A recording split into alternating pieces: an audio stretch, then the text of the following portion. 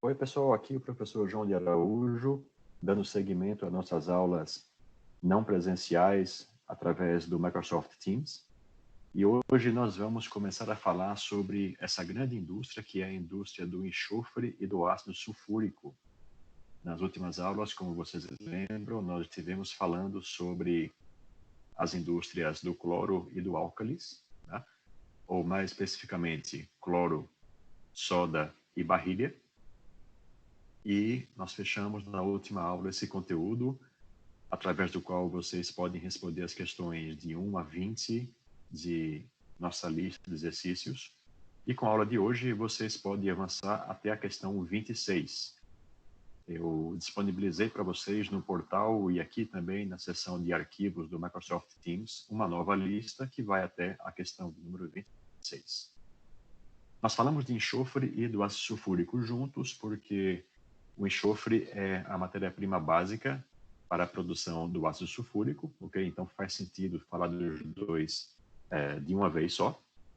E nós faremos essa abordagem falando um pouquinho do histórico, tanto do enxofre quanto do ácido sulfúrico, mas em momentos diferentes. Na sequência, falamos dos processos extrativos do enxofre da natureza e do processo produtivo do ácido sulfúrico. E fechamos a aula revisando um pouco da produção mundial do ácido sulfúrico, bem como suas principais aplicações. Ok? Bem, pessoal, um pouquinho sobre o histórico e a ocorrência do enxofre na natureza. O enxofre é curioso, ele era queimado em rituais pagãos, né, na Idade Antiga e comecinho da Idade Medieval, muito associado com práticas da alquimia, né, e percebia-se naquela ocasião que sempre que se queimava enxofre, os mantos dos magos ficavam esbranquiçados, né? Então eles começaram a constatar a ação alvejante dos vapores de enxofre. Ele, na sua forma elementar, ele acontece em depósitos de origem vulcânica.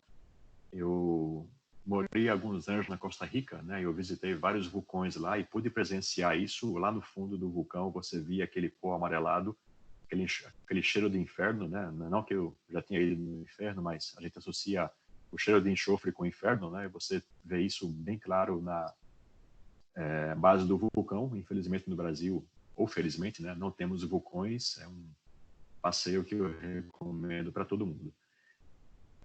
Mas também temos o enxofre na forma elementar nas bacias de evaporitos, que são evaporitos, né? Literalmente lagos ou grandes reservas de água que ao longo dos anos evaporaram, e lá ficarão sais, e também nos domos salinos, né? O domo salino nada mais é do que essa mesma bacia de evaporito sobre a qual se acumularam sedimentos. Na forma composta, como por exemplo sulfatos, que é o caso da anidrita, né? E também sulfetos, exemplo pirita, a gente tem essa ocorrência do enxofre na natureza, e ele tipicamente ocorre associado a grandes reservas de carvão ou de folheiro pirobituminato, né, que é o nome correto para o que nós chamávamos no passado de xisto pirobituminato, e reservas de petróleo e gás natural. Então, se nós pensarmos nessas duas formas principais de ocorrência do enxofre na natureza, a forma elementar e a forma composta, a gente pode pensar em obter um enxofre de duas formas, né? O enxofre nativo, ou seja, para aquelas reservas de enxofre elementar, nós podemos extraí-lo diretamente. Vamos falar bastante sobre o processo FRASH, que é um processo que, infelizmente, ele não acontece no Brasil, né? Porque no Brasil nós não temos reservas significantes de enxofre nativo, porque, como vocês sabem, o Brasil é uma grande plataforma sedimentar, não temos relevos assim tão recentes como os relevos vulcânicos. Também temos um enxofre chamado recuperado, né? Que é aquele que provém do gás natural, gás refinado. A gente, quando falamos de enxofre S10, estamos falando dos níveis de enxofre, perdão, quando falamos de diesel S10, a gente está falando dos níveis de enxofre no diesel, né? E essa extração do enxofre para cumprir legislações ambientais em combustíveis gera, obviamente, uma fonte de enxofre. E também temos o chamado enxofre subproduto, que vem da mineração de sulfetos metálicos. Muito bem. Então, começando a falar um pouquinho da extração do enxofre nativo, de novo, não é um processo que ocorre no Brasil, né, mas por fins didáticos é importante que nós vejamos isso, porque é um dos processos mais engenhosos, eu diria, dos processos industriais inorgânicos. Ele foi desenvolvido no final do século XIX pelo Hermann Frasch. Vejam, então, que essa época aí do final do século XIX, entre a primeira e a segunda revoluções industriais, foi um período muito rico, né, de químicos engenhosos, entre eles o Solvay, nós falamos na aula passada, e também o Frasch, que é basicamente um processo de fusão do enxofre que se encontra no subsolo. Né? E quando falamos de subsolo, estamos falando aí de uma distância em relação ao solo de 150 até 760 metros, de onde o enxofre ele é bombeado. O que acontece? São inseridos 3 tubos concêntricos, e aí estão os diâmetros desses tubos, né? 20, 10 e 3 centímetros. O tubo mais externo, obviamente, o de maior diâmetro, ele se apoia na face da camada de anidrita. Eu não falei desse relevo aqui, né? Vejam a foto, pessoal. Isso é o que nós chamamos, eu comentei na aula passada, no slide passado, isso é um corte de perfil de um domo salino. Tá? Lá embaixo, vejam que nós temos uma camada de halita.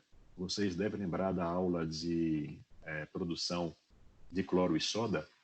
Halita é uma mina de cloreto de sódio, né, de NaCl. Então, o que acontece? Você tinha lá essa camada bastante cristalina e dura de cloreto de sódio.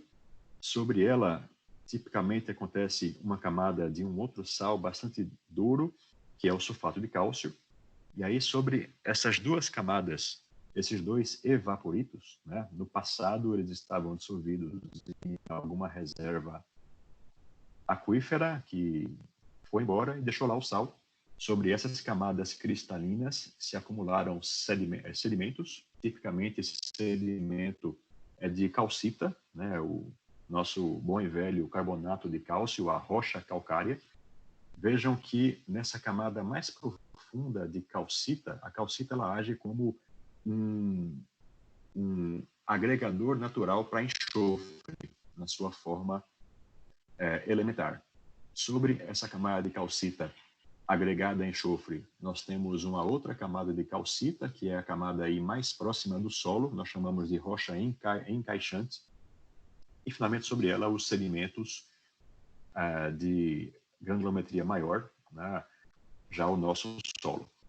Muito bem, nesse perfil desse relevo, a gente encaixa esses 3 tubos concêntricos que eu comentei.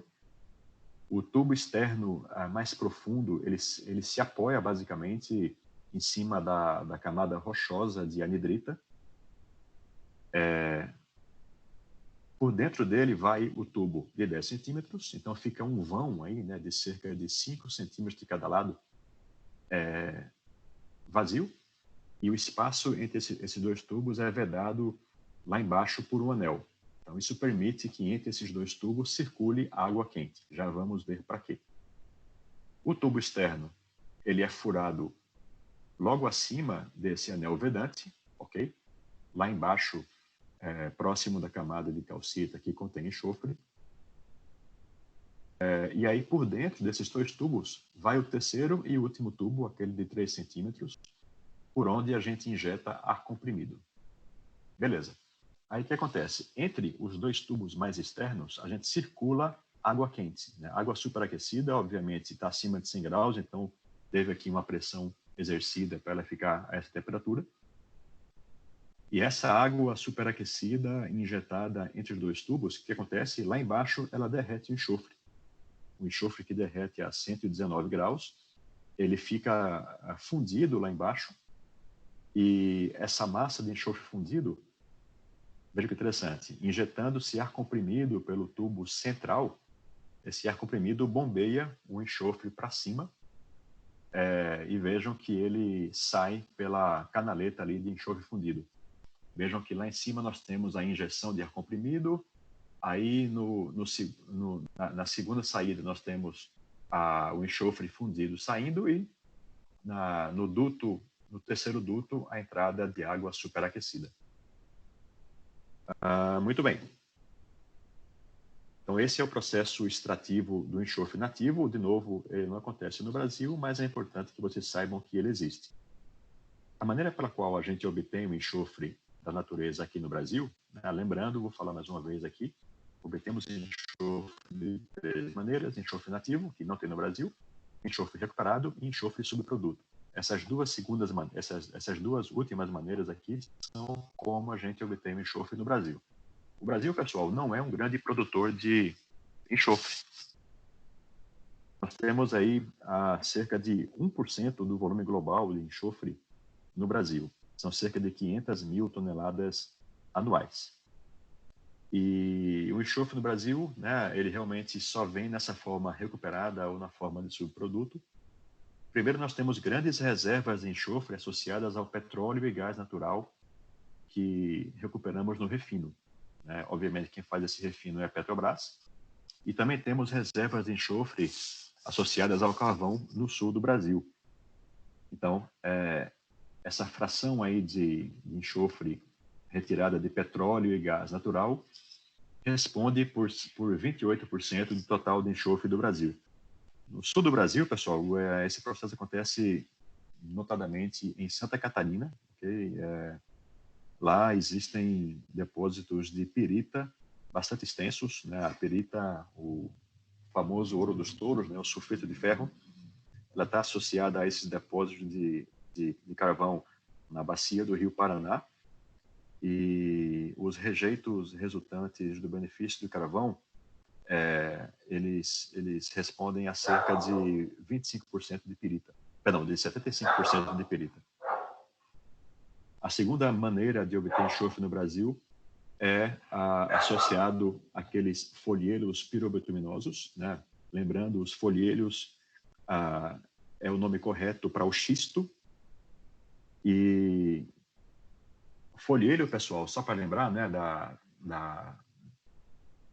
da química da mineralogia, o folheiro é uma rocha sedimentar laminada, né? Ele tem camadas, tem um aspecto foliado, uma granulação bem fininha, e quando você tem o componente oleico, né, o betume, você chama aquele antigo xisto de folheiro betuminoso. E nós temos também enxofre associado a esse folheiro betuminoso. E isso também acontece no sul do Brasil. Apenas 5% do total. E por último, nós temos reservas de enxofre como subproduto dos sulfetos em Minas Gerais. E quem faz isso, acho que 100% desse volume é o grupo Votorantim, tá? No estado de Minas Gerais. Lá existem reservas de sulfeto de zinco, que é a chamada esfalerita, que, sobretudo em Paracatu e em Fortaleza de Minas, é onde a gente obtém o enxofre como subproduto de sulfetos. De novo, um processo encabeçado aqui no Brasil pela Votorantim Metais. E, pessoal, o enxofre, né, além de ser aí a principal matéria-prima para a produção do ácido sulfúrico, ele também é usado, como vocês sabem, para a vulcanização da borracha. Acho que todos sabem a história do Goodyear, que inventou a borracha, mas não tinha uma função para ela, até que ele acidentalmente conseguiu vulcanizar a borracha com enxofre, e tudo mudou. Tá? Mas também usamos o enxofre para fabricar fertilizantes, né? E indiretamente fazemos isso, né? Também com ácido sulfúrico. Usamos bastante enxofre na indústria de corantes e pigmentos, explosivos, inseticidas e fungicidas. Não vou ler tudo aqui, mas vejam que o enxofre, em sua forma elementar, também tem várias utilizações, além da fabricação do ácido sulfúrico. Então, começamos a falar do ácido sulfúrico. também começando aqui com um aspecto histórico. Não se conhece ao certo a origem do ácido sulfúrico, mas foi uma das principais matérias-primas desenvolvidas pelos alquimistas, né? Ele é conhecido desde o século X. O processo que havia no passado, as chamadas câmaras de chumbo, era um processo muito sujo, em que você tinha aí basicamente um panelão em que as várias reações aconteciam ao mesmo tempo. E como algumas delas são bastante agressivas, né, a vida útil desses tachos era bem reduzida. Então, era um processo bastante dispendioso pela própria manutenção das paredes dos tachos de produção. E esse processo desapareceu completamente, dando origem ao chamado processo de contato, inventado por um outro químico brilhante do século XIX, o Phillips, que fez isso em 1831. E vejam só, é assim que se faz ácido sulfúrico até hoje. Lógico, com pequenas modificações, né? Basicamente, a partir da geração de dióxido de enxofre, usando um catalisador para gerar SO3, o qual é absorvido em água, gerando ácido sulfúrico. E é sobre esse processo que nós vamos falar agora, observando o nosso bom e velho PPB, o nosso processo produtivo básico, ou processo produtivo simplificado. Aqui, em uma primeira etapa, vejam que a gente faz a combustão do enxofre, né? Então, essa é uma reação, é uma conversão química. Obviamente, se esse enxofre ele é fornecido na forma de escamas, primeiramente a gente faz a fusão do enxofre. Aqui nós falamos de usar oxigênio puro, né, ou ar seco. Esse ar é seco também com ácido sulfúrico, porque se nessa etapa do processo houver resíduo de umidade no ar, você pode gerar ali um pouco de SO2 ou SO3 e você vai acabar danificando as paredes daquele recipiente onde está havendo a combustão do enxofre. Então é importante que o ar seja seco. E uma vez que você gerou aí o dióxido de enxofre, vejam que esse dióxido de enxofre ele passa por um processo de oxidação catalítica, uma segunda conversão química.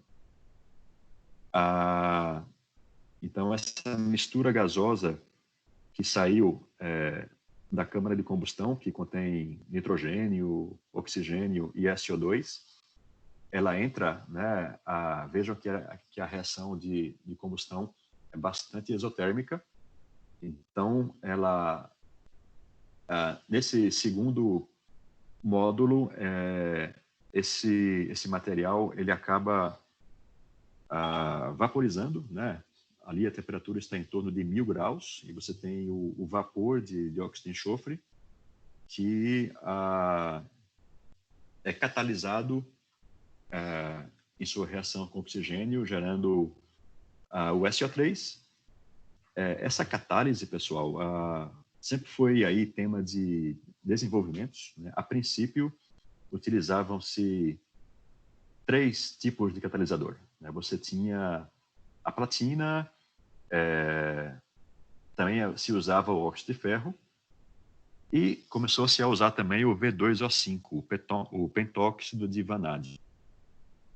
Né, a platina e o dióxido de enxofre, eles foram usados aí até o comecinho do século XX, melhor dizendo, até o final da Primeira Guerra Mundial, quando os alemães, né, para variar sempre os alemães envolvidos, eles começaram a usar o V2O5, o pentóxido de vanádio. E aí, depois disso, a partir dos anos 20, praticamente todas as instalações produtoras de ácido sulfúrico no mundo começaram a ter seu processo de catálise do SO2 a SO3, utilizando o pentóxido de vanádio. Isso porque a platina, né, embora ela seja mais eficiente como catalisador, né, ela permite trabalhar com temperaturas mais baixas, ela tem um sério problema de envenenamento, né? A adsorção do SO2 na platina ela é muito forte, então ele acaba absorvendo e não soltando mais. Isso significa envenenar o catalisador. Isso torna o processo pouco prático, razão pela qual passou-se a utilizar o pentoxivanádio e também, né, o pentoxivanádio é muito mais barato do que a platina. Então, uma vez que você obteve o SO3, vejam que ele é absorvido em água, né? Eu também chamo isso de uma conversão química, porque é uma espécie de hidrólise, né? Chegando ao nosso ácido sulfúrico, o produto final de reação. Ok, e aí esse slide nós já vimos algumas vezes, né? Ele tem aqui os 13 principais HPVs, né? Os 13 principais produtos de alto volume de produção, né? O High Production Volumes dos Estados Unidos. E, pessoal, veja que coisa impressionante. O ácido sulfúrico é o commodity químico de maior produção mundial. Estamos falando de 36 milhões de toneladas por ano. E todo esse volume se deve ao fato de que ele é usado em fertilizantes, né? Infelizmente, é um item super importante na indústria da guerra, né? Usamos bastante ácido sulfúrico para fazer explosivos, também corantes, para extrair metais, né? A siderurgia e a metalurgia devem muito à extração de metais por ação do ácido sulfúrico e também em baterias e banhos eletrolíticos. E é isso, pessoal. Falamos um pouco mais durante nosso plantão de dúvidas sobre a indústria do enxofre e ácido sulfúrico. Sintam-se à vontade para já começar a responder as questões que estão na nova lista, que vai até a questão 26. Obrigado e até mais.